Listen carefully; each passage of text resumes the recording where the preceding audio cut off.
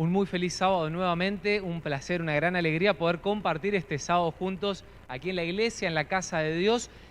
Siempre suelo hacer la pregunta, si ahora me puedo quitar el barbijo, me quedo por acá adelante, mantenemos la distancia, ¿sí? ¿Está bien?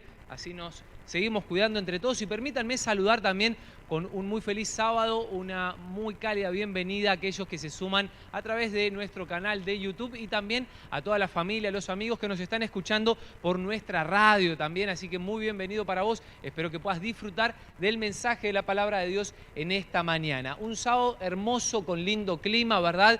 Después de un fin de semana y lindo reencontrarnos porque entiendo que varios hemos viajado el fin de semana pasado.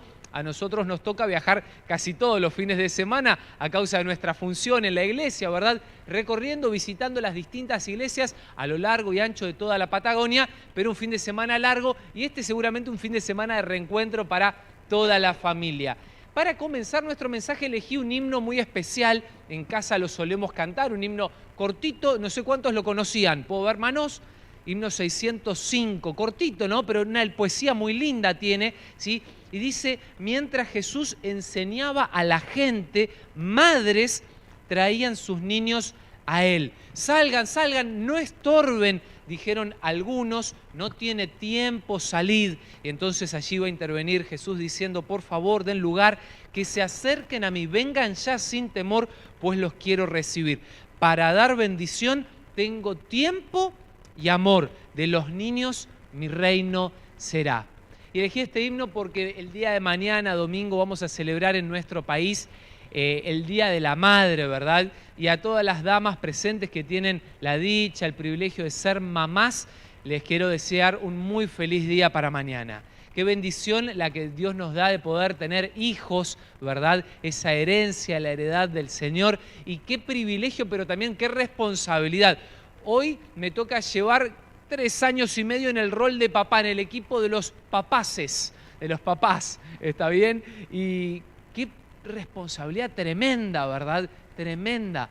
El ver modelando el carácter, las enseñanzas, los principios, los valores, ir inculcando, pero qué trabajo y qué privilegio le ha dado específicamente a las mamás, Dios, ¿verdad? Y allí este himno lo refleja. Mientras, dice, Jesús enseñaba a la gente, madres traían sus niños a Él. Y ese es el mayor privilegio. Dice que el sacerdote del hogar es la figura del padre, pero aquella que día y noche inculca esos principios, esos valores del reino de los cielos a sus hijos son las mamás. Y justamente la madre de Jesús, María, dedicó tiempo para enseñar a Jesús y poder inculcar en Él los principios de la eternidad. Qué maravilloso privilegio. Por eso un muy feliz día para todas, chicas, el día de mañana. Y este himno que habla acerca del tiempo que Dios tiene también es algo de lo que quiero que hablemos y de compartir el mensaje en esta mañana, ¿sí? Un mensaje impopular. Si tuviese que definir un título en esta mañana sería ese. Un mensaje impopular, un mensaje que no va a atraer a grandes multitudes, ¿está bien? Un mensaje que tal vez no es del todo cómodo cuando te compras un zapato y ajusta un poquito, ¿viste? Pero te gusta mucho y te lo querés poner igual y entonces los deditos, ¡ay!, los metemos para adentro. Bueno, un mensaje impopular, un mensaje tal vez un tanto incómodo para nosotros, pero creo que todos lo necesitamos y nos va a hacer bien a nuestros corazones. Quiero arrancar haciendo un poquito de historia, ¿me acompañan? ¿Sí? A ver, vamos en este examen oral sin previo aviso. Ajá.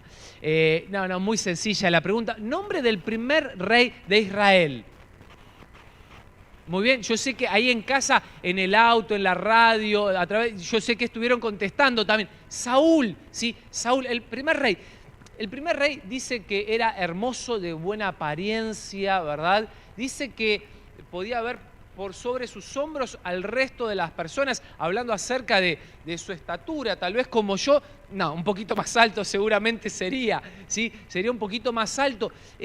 De muy buen parecer, lo destaca varias veces allí la palabra de Dios, y él había sido ungido, escogido por Dios para poder marcar un antes y un después, ¿sí?, en la historia del pueblo de Dios. Sin embargo, en el capítulo 13 del libro de Samuel, vamos a encontrar que en el segundo año de su reinado va a tener un traspié que marcaría su vida y su reinado posteriormente.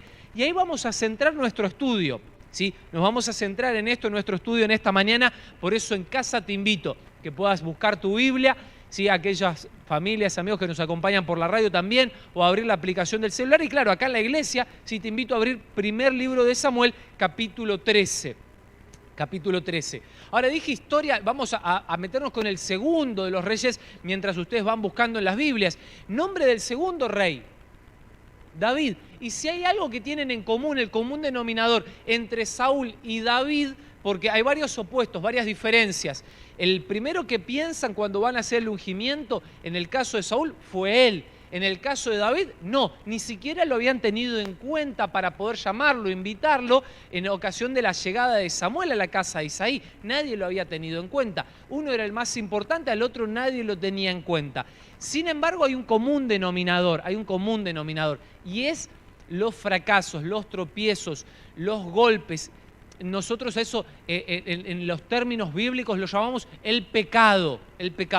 En ambos reyes, uno al segundo año, otro al poco tiempo de su reinado, van a cometer grandes errores, grandes caídas van a tener en sus ministerios a la hora de llevar adelante al pueblo, a la hora de gobernar, a la hora de liderar, a la hora de dirigir. Y cada uno de nosotros, familia, hermanos, amigos, creo que hemos sido llamados por Dios, ¿sí o no?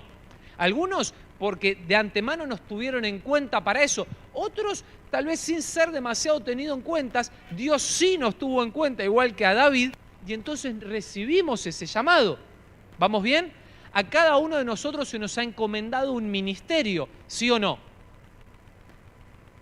Hay tres, para los que están en la radio escuchando, hay tres personas en la iglesia que me hacen así con la cabeza, que sí. El resto queda callado, no sabe, no contesta. Espero que en casa me estén contestando, por lo menos yo no los escucho, pero espero tener un retorno del otro lado. ¿Fuimos encomendados, fuimos llamados por Dios para un ministerio, sí o no, iglesia? Mateo capítulo 28, la gran comisión. Por tanto, id y haced discípulos. Lucas capítulo 5, versículo 17, dice que Jesús le dijo a Pedro, de ahora en adelante serás pescador de hombres, un ministerio. Vos fuiste llamado a un ministerio. Dios te encomendó, te eligió desde antes de la fundación del mundo para que lleves adelante un ministerio. Y entonces yo me quiero centrar en qué pasa cuando en nuestro ministerio caemos. ¿Qué pasa cuando en nuestro ministerio tropezamos? ¿Qué pasa cuando en nuestro liderazgo, en una empresa, en un trabajo, en una clase, cuando me equivoco? ¿Qué pasa con mi vida cuando hay errores? De eso es de lo que quiero que hablemos en esta mañana, ¿está bien? Tanto David como Saúl caen, han tenido tropezones, han tenido caídas. De hecho, si queremos hablar de cuál fue más dolorosa, el golpe más fuerte, me parece que en el caso de David, ¿verdad? Fue más grotesco. Si yo les pregunto a ustedes cuál fue el pecado de Saúl, no sé si tan rápido viene a nuestra mente como el pecado de David. ¿Sí o no? Creo que en el caso de David sale más rápido, a la luz viene más rápido a nuestra mente. Ahora, ¿qué hace la diferencia en el caso de la vida de Saúl y la vida de David?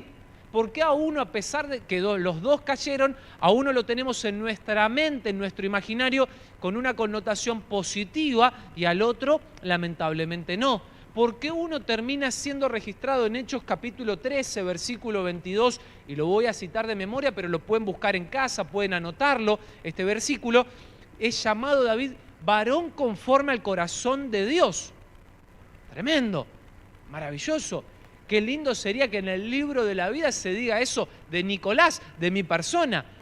Un pastor conforme al corazón de Dios. ¡Wow! Qué tremendo halago, ¿eh? Qué tremendo privilegio. Hebreos capítulo 11, versículo 32, hablando acerca de David, se lo va a mencionar dentro de los 16 grandes héroes de la fe.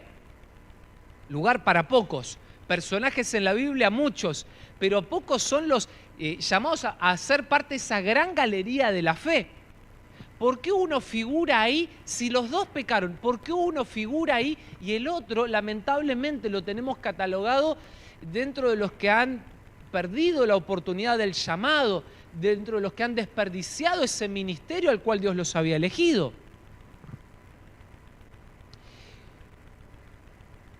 Dejemos marcados, los quiero invitar que dejemos marcados primer libro de Samuel, primero de Samuel, capítulo 13, y me acompañen rapidito en un viaje fugaz a Mateo capítulo 16. Mateo capítulo 16.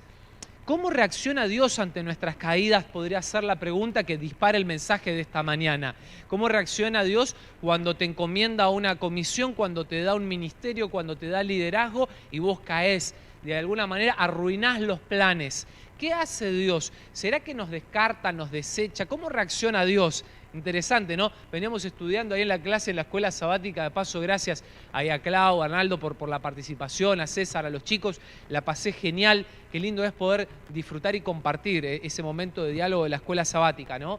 Y hablábamos acerca de esto, de un Dios que tiene tiempo y cómo nos trata cuando nosotros nos equivocamos, cuando erramos de camino, ¿sí? Fíjate lo que dice Mateo 16, versículo 16. Jesús ya ha comenzado su ministerio y muchos dicen, ¿quién es Dios? ¿Quién es Jesús? Perdón. Y entonces algunos dicen que era Juan el Bautista, otros dicen que es Elías. Y entonces Jesús les va a preguntar a sus discípulos, a sus seguidores, ¿y ustedes quién dicen que soy yo? ¿Quién soy? ¿Quién es Jesús para vos? Y entonces Pedro va a responder y dijo, tú eres el Cristo, el Hijo del Dios viviente. ¡Wow! Tremenda declaración, ¿eh? Y entonces, mejor es lo que dice el versículo 17. Dice, bienaventurado eres, Simón Pedro, hijo de Jonás, porque no te reveló esto carne ni sangre, sino mi Padre. ¡Ey! Pedro, tenés una conexión, tenés wifi, línea directa con el cielo. El Espíritu Santo te utiliza, te habla, te muestra, te da revelación. ¡Wow! Tremendo, maravilloso. Ahora, ¿qué pasa con Pedro? 2 líneas más abajo, versículo 22 y versículo 23. Jesús les anuncia que ha de padecer, que el propósito de su venida a la tierra ha sido para poder ser sacrificado, para poder dar salvación a todos, pero Pedro, junto con todos los discípulos, no terminan de entender ese plan. Entonces, un Pedro malentonado, un Pedro que viene efusivo porque tiene conexión directa por ese halago que ha recibido de parte de Jesús mismo, le va a decir a Jesús, Señor, Señor, Señor, ten compasión de ti mismo. En ninguna manera hagas caso a eso. No acontezca tal cosa. Y medio que lo va a retar, lo va a reprender a Jesús. Versículo 23. Pero él volviéndose le dijo a Pedro, quítate delante de mí. Ufa. Fuerte, ¿eh? Quítate delante de mí, Satanás. Me eres tropiezo porque no pones la mira en las cosas de Dios, sino en la de los hombres. ¿Saben? Creo que la vida del cristiano un poco se refleja en esto. La vida de Saúl, la vida de David, la vida de Pedro, la vida mía. Romanos habla y declara que no hay justo ni aún uno. Ni aún uno. De hecho, el problema para Dios, me parece por lo que venimos hilvanando en este tema, no termina siendo el pecado, porque Dios ofrece solución para el pecado, ¿sí o no? Los noto o inseguros o muy tímidos. ¿Ofrece solución para el pecado Jesús? Me quedo tranquilo, gracias. Gracias por responder. Claro que ofrece solución. Hay mérito, hay vida, hay poder en la sangre del Cordero de Dios que quita el pecado del mundo. El problema es nuestra actitud frente al pecado. La vida Pedro, nosotros lo podemos tomar como ejemplo. Un día como cristiano, yo, Nicolás, además de ser pastor, soy un ser humano. Y como cualquier ser humano, tengo días que estoy alto, en un nivel de espiritualidad muy alto, y me siento allá arriba en la montaña, cara a cara con Dios como Moisés, o tal vez como Pedro, y recibo la revelación, el ungimiento del Espíritu Santo, pero hay días en los cuales me desconecto, se desconecta ese router, y quedo en el valle de sombra y de muerte, y cometo errores, y caigo, como le pasó a Saúl, o como le pasó a David, o como le pasó a Pedro. ¿Les pasa a ustedes o soy el único que vive así? La vida del cristiano, del ser humano, creo que es un poco esto, ¿verdad? Tenemos días arriba y abajo, arriba y abajo. El Salmo 23 nos declara, cuando sos consciente de esto, te declara y te dice, aunque andes en valle de sombra o de muerte. vos que me estás escuchando en el taxi, en la radio, Dios te dice, no tengas miedo en ese día. Yo voy a estar a tu lado, te voy a acompañar. La pregunta que nos hacíamos al principio en la introducción, ¿cómo reacciona Dios ante nuestro fracaso, ante nuestro error, ante nuestra desdicha, ante nuestra caída, ante nuestro pecado? ¿Sabes cómo reacciona Dios? Quedándose a tu lado, abrazándote, brindando una nueva oportunidad, certeza y seguridad de que el buen pastor te va a sacar adelante. ¿Amén? ¿Soy el único que se emociona con esto? ¿Amén? Mira, esto es fabuloso, esto es el Evangelio, esto es maravilloso. Ahora, el problema, dijimos entonces, para Dios no se trata solo del pecado, para lo cual ya era el gran problema y halló solución en ocasión de la cruz del Calvario y en la posterior victoria sobre la muerte, en la mañana de la resurrección, sino que el problema yace en nuestra actitud frente al pecado. En la vida de Pedro, ¿qué va a pasar a partir de ahí? Va a seguir con Jesús, pero va a volver a caer, lo va a negar, lo va a abandonar en el momento de mayor dificultad, donde su amigo Jesús más lo necesitaba, va a irse diciendo improperios, pero ¿qué va a pasar en la vida de Pedro? ¿Qué va a hacer Pedro? Después de ese momento sombrío, oscuro, va a aceptar la nueva oportunidad que Dios le da. Y Jesús, después de la resurrección, va a aparecer 3 veces con sus discípulos. Va a aparecer en el camino a Maús, va a aparecer en el aposento alto para dar pruebas de su divinidad, de su poder, de su victoria para Tomás, el incrédulo, ¿se acuerdan? ¿Sí? Pero también la tercera ocasión va a ser en esa pesca milagrosa, la segunda, Juan capítulo 20 y capítulo 21. Y entonces va a dedicar tiempo especial ¿para quién? Para Pedro. ¡Ey! Pedro dice, se fue a pescar. Y ese se fue a pescar es mucho más que subirse a un barco. Era volver sobre sus pasos. Era volver atrás. Nuestro himno dice, no vuelvo atrás, ¿verdad? ¿Sí o no? Y saben, Pedro está volviendo sobre sus pasos, está volviendo atrás. Está diciendo, ¿sabes qué? Yo fracasé, me caí, tropecé. No sirvo para esto. No lo merezco. Y entonces Jesús dedica tiempo para explicarle que no se trata de sus obras, sino de las obras que Él, Jesús, estuvo y está dispuesto a realizar en favor de Pedro, de Nicolás, de David, de Saúl y de vos. Claro. Jesús tiene tiempo, el título del himno que cantamos. Un Jesús que tiene tiempo para los que nos caemos, nos lastimamos, nos tropezamos. Un Jesús que no nos descarta. Ahora tengo que regresar. El problema es la actitud frente al pecado. ¿Qué hago cuando me encuentro en el valle de sombra de muerte? ¿Qué hago cuando caigo, David diría, en el lodo cenagoso, en el chiquero, en el pantano? Cuando veo varias damas muy lindas con ropa blanca, cuando se mancha y quedan marrones de mugre, en el chiquero con los chanchos, con olor a cerdo como el hijo pródigo. ¿Qué hago con eso? ¿Cuál es mi actitud? Y entonces yo quiero narrarles a ustedes una sucesión de hechos que lo van a terminar, decisiones que va a terminar tomando Saúl y que creo que pueden ser una vacuna para que a nosotros no nos pase lo mismo. Me acompañan, primer libro de Samuel, capítulo 13. En casa, ahí si me estás mirando por YouTube, te invito nuevamente a abrir Samuel, capítulo 13, y entonces vamos allí con la narración, con esta historia.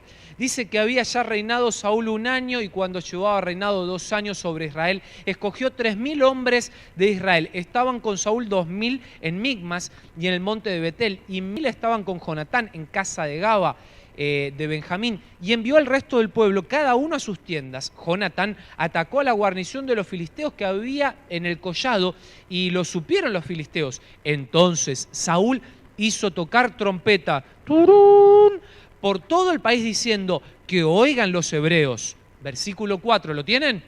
Dice la palabra de Dios, cuando todo Israel supo que decía, Saúl ha atacado a la guarnición de los filisteos, y también que Israel se había hecho odioso a los filisteos, se reunió el pueblo tras Saúl en Gilgal.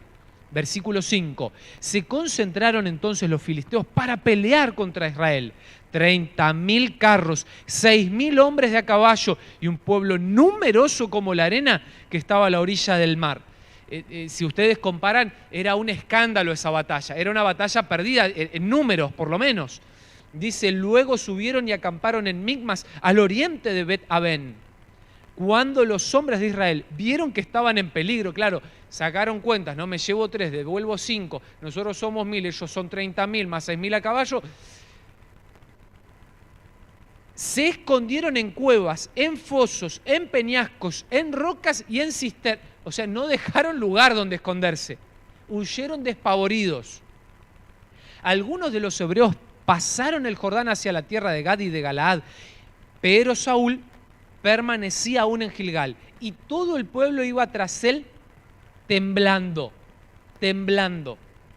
Esperó entonces, dice el versículo 8, 7 días conforme al plazo que Samuel había fijado. Capítulo 10, versículo 8 de esta misma historia, no voy a leer todo porque es muy largo, ¿sí? Pero el capítulo 10, versículo 8 dice que Dios le dice a Samuel, hey, yo les voy a dar una victoria asombrosa, fascinante, va a ser contra todos las estadísticas, las probabilidades, y esto será para que ustedes entiendan que no se trata de lo que hacen ustedes, sino de lo que yo estoy dispuesto a hacer por ustedes. La salvación no es por obras, es por gracia, es por lo que Dios hace por nosotros. Entonces le dice, pero voy a poner una prueba, una señal. Tienen que esperar ¿cuánto tiempo? 7 días. Y entonces vos vas a ir, vas a ofrecer un sacrificio y catapum, va a suceder el milagro. La victoria será en el nombre de Jehová de los ejércitos. Para siempre, amén. ¡Wow! Fascinante. Dice el versículo 8, esperó 7 días conforme al plazo que Samuel había fijado, pero Samuel no llegaba a Gilgal y el pueblo se desbandaba. Y yo me lo imagino. ¿Y cuántos son ansiosos? ¿Puedo ver las manos? ¿Y cuántos son muy ansiosos? ¿Cuántos los mata la ansiedad cuando van en el tránsito? Y no sé quién es el que configura los semáforos sobre la ruta, ¿no? Y juega con nuestros corazones y nuestra ansiedad porque no pone la onda verde. ¿Viste? Haces 2 semáforos y el rojo. 2 semáforos y de vuelta rojo. Y por más de que vas a 60 o a 40, nunca la enganchás la onda verde, ¿verdad? Y juegan con el corazón de los que somos ansiosos, nos mata. Y yo me lo imagino, si Saúl era un poquito como nosotros, como vos que levantaste la mano agarrá el volante del auto. Si alguien está escuchando la radio en este momento, que baje la mano y agarre el volante del auto. Si Saúl era un poquito como nosotros de ansioso, yo me lo imagino caminando de una punta a la otra, mirando el reloj, saca el celular, desactiva las alarmas y mira para un lado, mira para... ¿Tienen algún tic, algún toque, algo que hacen mientras están... Hay gente que se come las uñas, que se come la carnecita, que se enrula los pelos, que se peina, que se acomoda, yo cuando tengo los lentes puestos, me los subo los lentes, ¿no? Me acomodo... Ay, pobre Saúl, me lo imagino en toda esta situación. Entonces, Saúl dijo, traedme el holocausto y las ofrendas de paz. Y ofreció el holocausto. Cuando él acababa de ofrecer el holocausto, vio a Samuel que venía y Saúl salió a su encuentro para saludarlo. Samuel dijo, ¿qué has hecho? Y Saúl respondió, porque vi que el pueblo se desbandaba y tú no venías dentro del plazo señalado, mientras los filisteos estaban ya concentrados en Micmas, me dije, ahora descenderán los filisteos contra mí en Gilgal y yo no he implorado el favor de Jehová, así que me vi forzado a ofrecer el holocausto.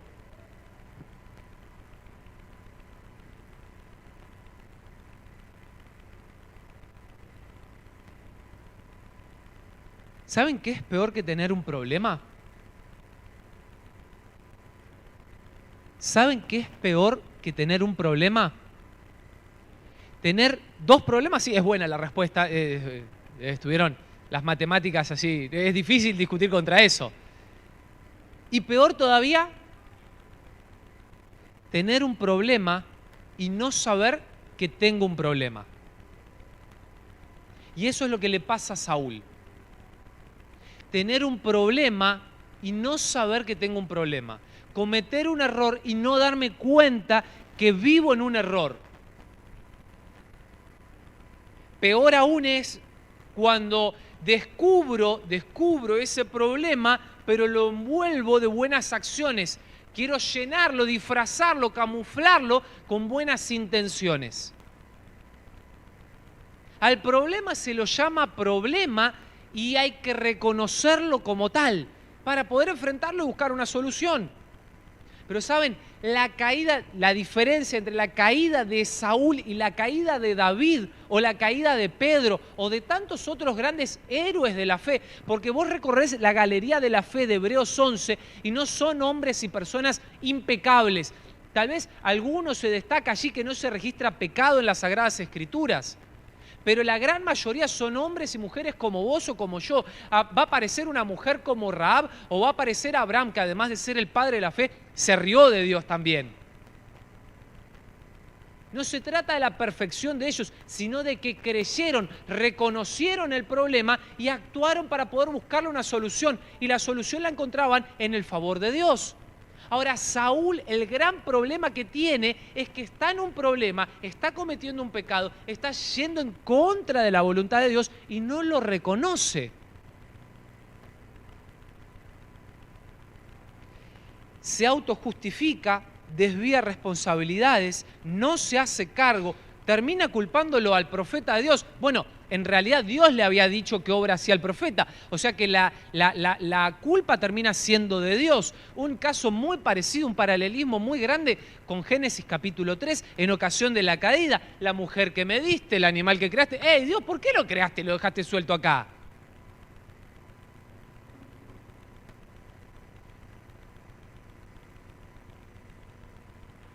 Dios lo había llamado a Saúl a ser líder, a ministrar, a ser su representante, no a quedar bien con otros. Y Saúl, por tratar de quedar bien con otros, para que no se le desbande el pueblo, termina yendo en contra de los planes y de la voluntad de Dios. Permítanme continuar un poquito ahí en la vida de Saúl y me voy a detener en qué lo termina desencadenando todo este problema, ¿sí? Acompáñenme al capítulo 15, rapidito. El capítulo 15 dice el versículo de Dios que así había dicho Jehová de los ejércitos: yo castigaré a Amalec, e hizo, y los tenía que destruir a todos los amalecitas para erradicar el problema del pecado en definitiva. Sin embargo, el versículo 8, capítulo 15, primer libro de Samuel, dice que capturó vivo a Agag, rey de Amalec, y mató a todo su pueblo. Sin embargo, perdonaron a Agag y a lo mejor de sus ovejas. La ley, el mandato de Dios había sido: tienen que sacar de raíz todo esto, eliminarlo todo. Sin embargo, ¿qué hace Saúl? Deja vivo al rey y también a todo el ganado, que estaba bueno el ganado. Y entonces dice que llega Samuel nuevamente y madrugó para ir al encuentro con Saúl, y en el versículo 13 dice que Saúl le dijo: bendito seas tú, hombre de Jehová, yo he cumplido con toda tu palabra. ¿Verdadero o falso? ¿Qué le pasa a Saúl? ¿Vive en una realidad paralela? Yo he cumplido con toda tu palabra. ¿Sabes? Hay un problema. Cuando vos no sos capaz de reconocer los problemas, los errores, el pecado, vos literalmente creás una realidad paralela autoengañándote. Vos terminás comprando tu propio discurso, tus propias mentiras. Y esto es muy peligroso, muy peligroso. Es tremendamente dañino. Versículo 20 y 21, es muy largo el tema, podríamos hacer 3 o 4 temas de esto solo. Los invito a que lo puedan leer y analizar en casa, tranquilos.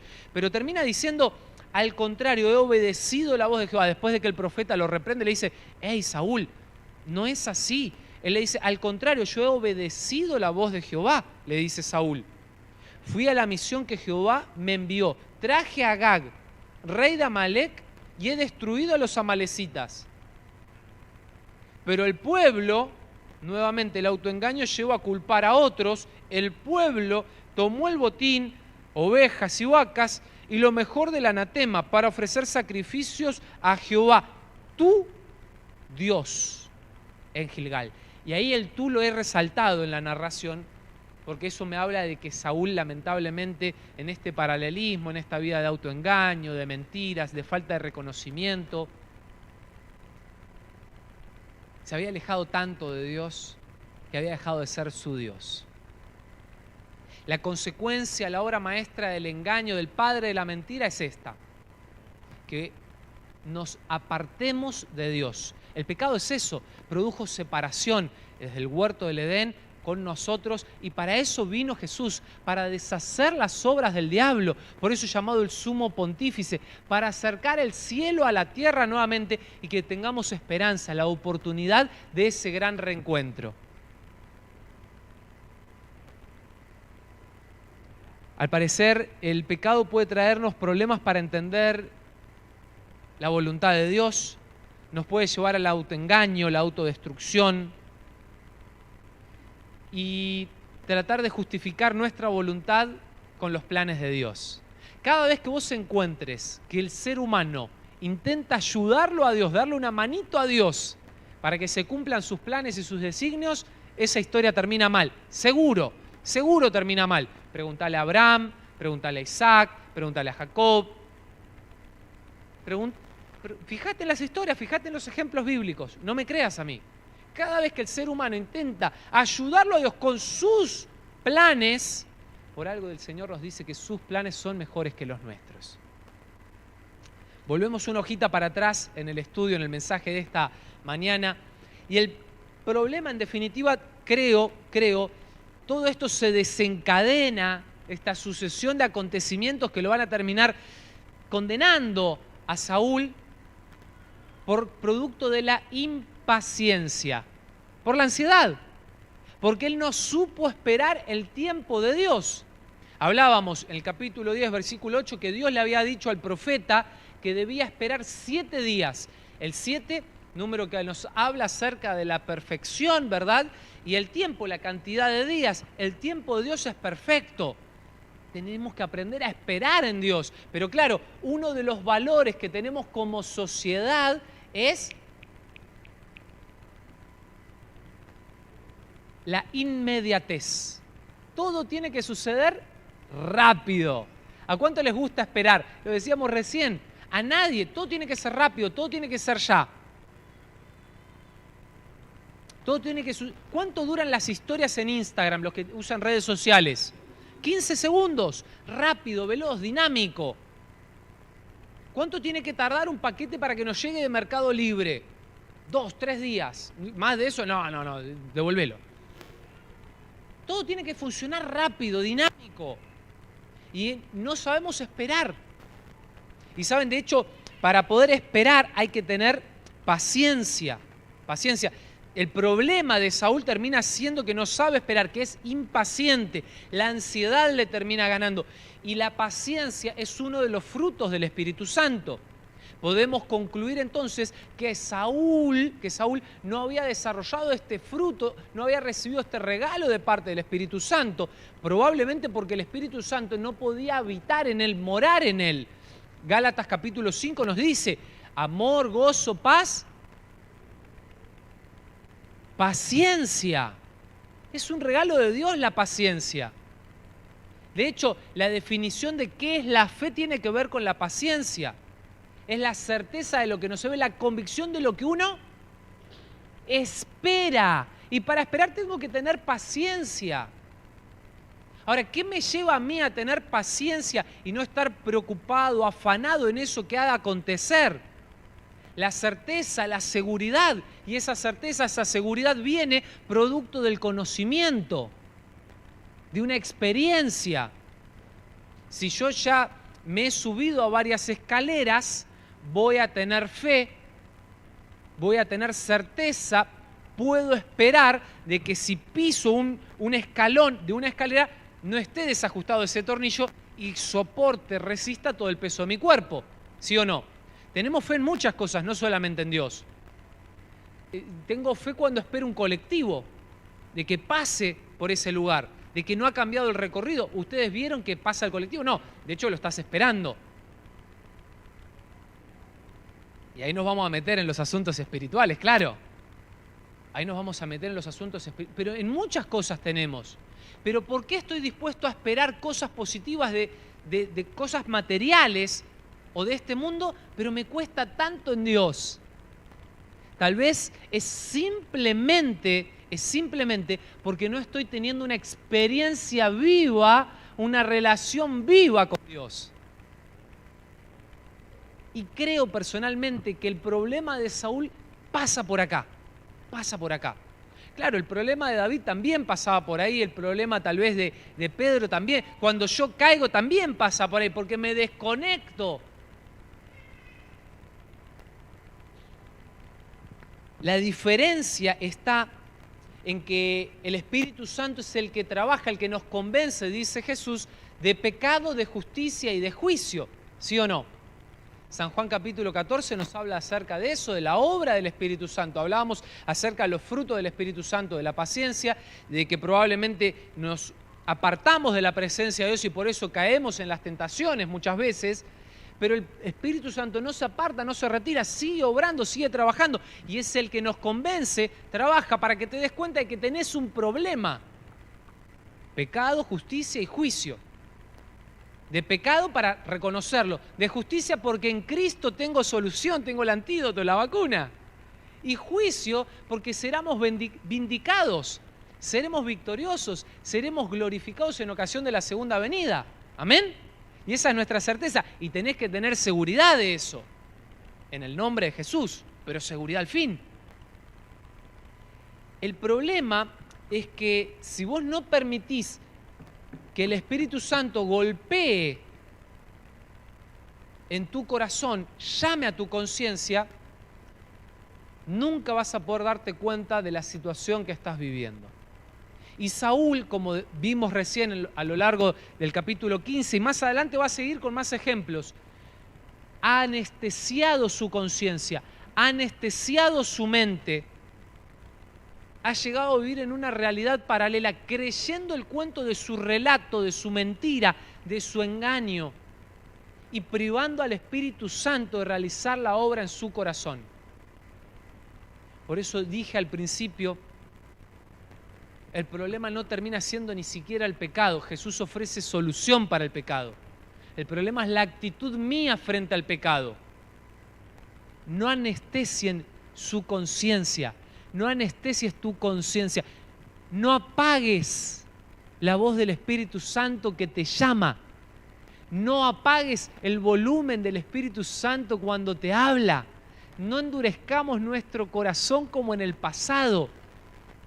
Tengamos un corazón de carne, no un corazón de piedra. Mateo capítulo 12, versículo 31, por eso Jesús declara y dice que el único pecado que no puede recibir perdón es el pecado contra el Espíritu Santo. ¿Por qué habla esto Jesús? Bueno, ni más ni menos, porque no puede perdonar aquello que nosotros no dejamos que Él nos perdone. Y para eso necesito reconocerlo, darme cuenta, encontrarme con esa situación.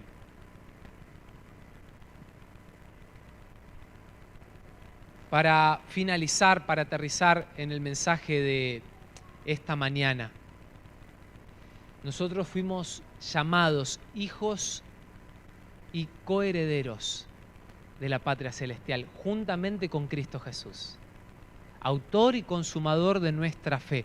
En Él esperamos, en Él tenemos nuestra esperanza, la bienaventurada esperanza, Tito capítulo 2, versículo 13. Y la esperanza es una mezcla de confiar y de esperar con confianza, esperar con confianza, con certeza, con seguridad.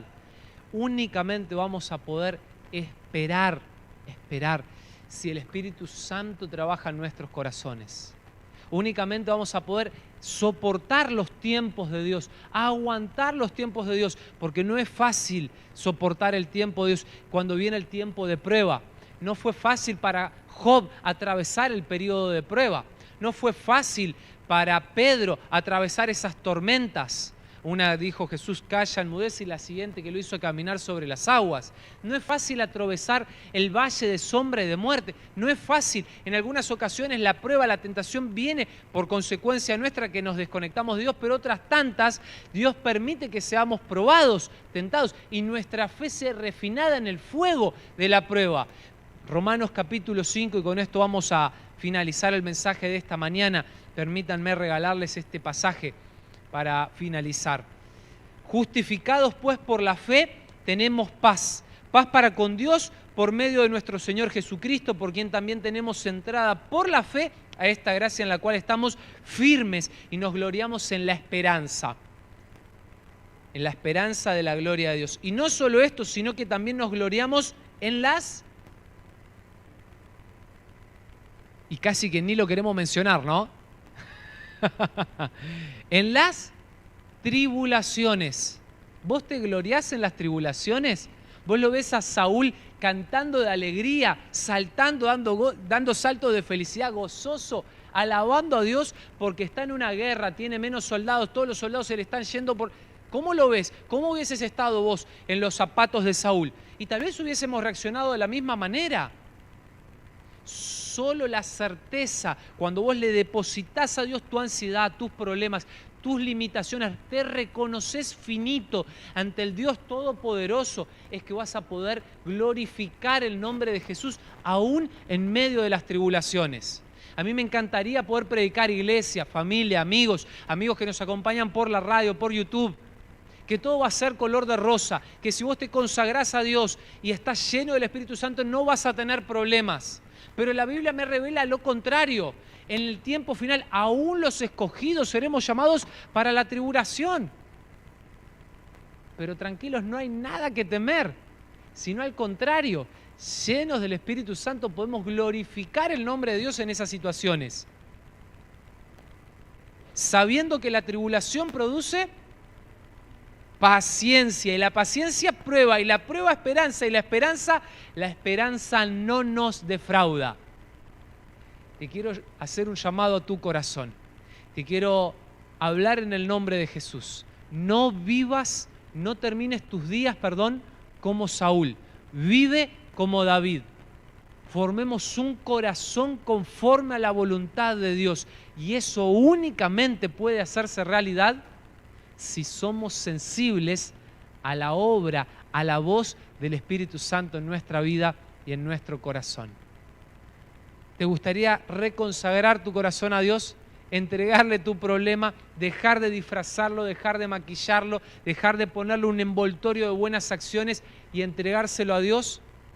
¿Puedo ver tu mano si así te gustaría hacerlo?